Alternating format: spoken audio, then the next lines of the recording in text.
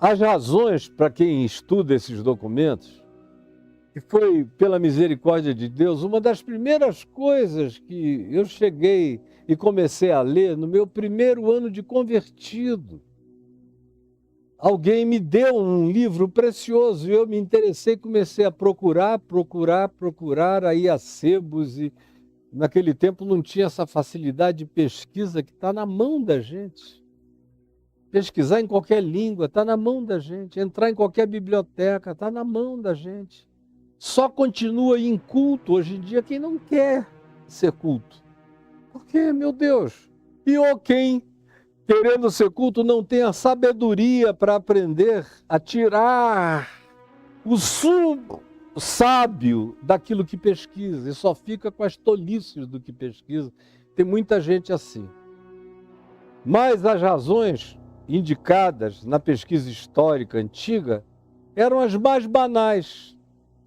Por isso que aqui mais na frente nós vamos ver em Mateus, no capítulo 19, quando a gente chegar lá, a pergunta sobre o divórcio volta. Volta agora não como uma fala espontânea de Jesus, como foi aqui nesse chamado Sermão do Monte. Ele puxa esse assunto, que era um assunto que estava presente na cabeça de muita gente, era uma dúvida recorrente. Ele trata dela. Mas lá em Mateus 19 não são os religiosos que querem pegá-lo em algum desvio doutrinário, moral, ético, de acordo com as etiquetas da lei de Moisés, que perguntam a ele: mestre, é lícito ao homem se divorciar da sua mulher, preste atenção, por qualquer motivo? E aí tem uma questão contemporânea, que era uma discussão contemporânea dos ecos dos ensinos de dois dos mais importantes rabinos de Israel. Um deles era Hillel, que continua a ser um dos nomes mais importantes em Israel. Uma das ruas mais importantes de Israel tem o nome desse rabino, Hillel. Ele continua a ser mencionado, ele é considerado um rabino progressista.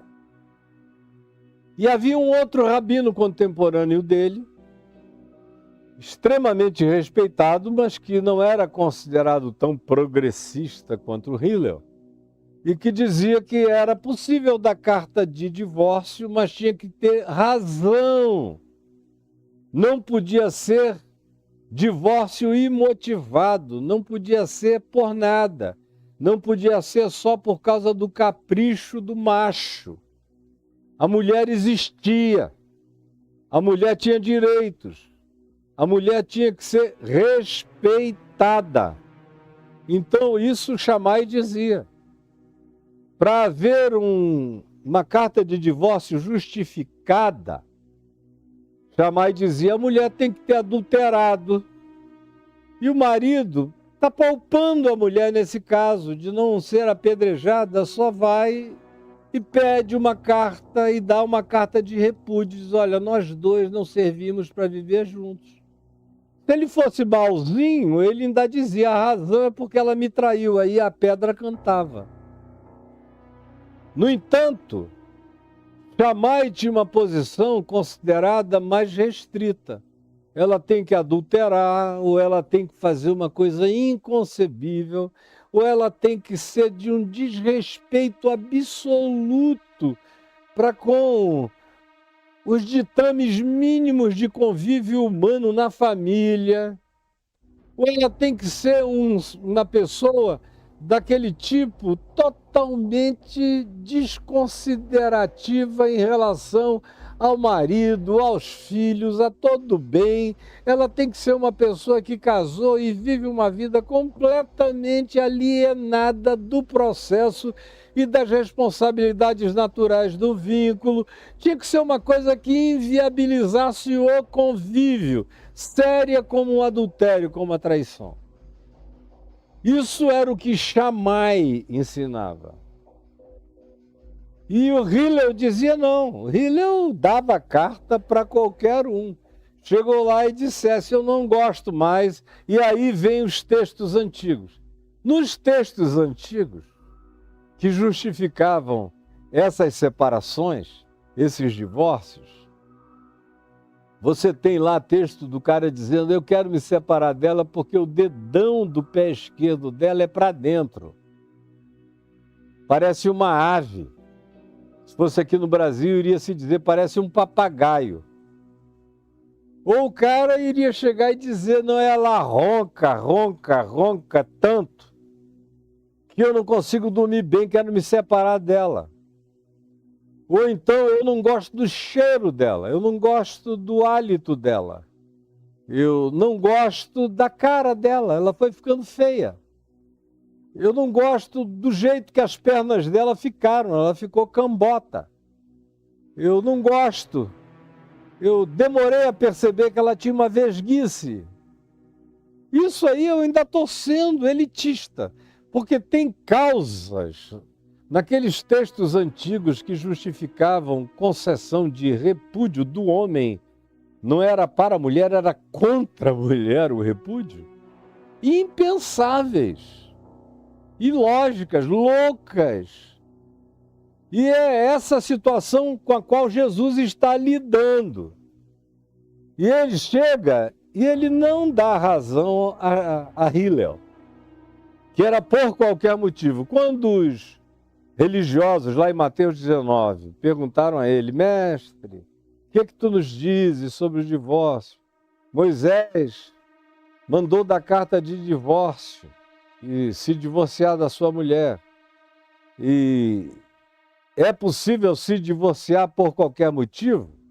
Eles não chamaram pelo nome, conforme o conflito de natureza ético, moral, teológica entre Hillel e Shammai.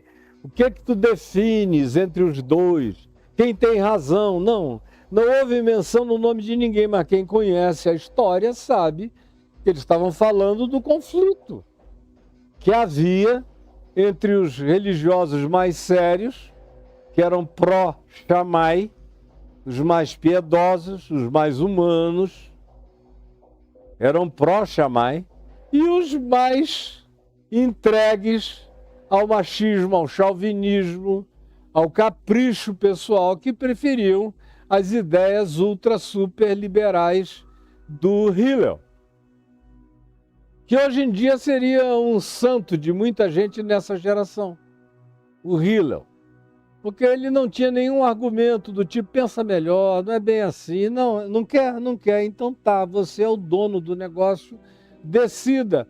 É uma sociedade de um dono só e acabou, não tem companhia limitada, nem é sociedade anônima, é um único proprietário, ele decide o que ele faz com aquela propriedade feminina, por qualquer motivo. Então tenha isso em mente quando você ouve Jesus falar agora de repúdio. Moisés também disse: aquele que repudiar sua mulher, dê-lhe carta de divórcio. Ou seja, documenta isso, coloca um papel na mão dela, não sei por quanto tempo. Porque na maioria das vezes a pedra ia cantar em cima dela também, só se fosse para morrer segurando um documento, que podia ser um tablete, um papiro egípcio, uma coisa assim, só para documentar que foi o marido que não quis mais. Mas a condição da mulher era impensavelmente inferior.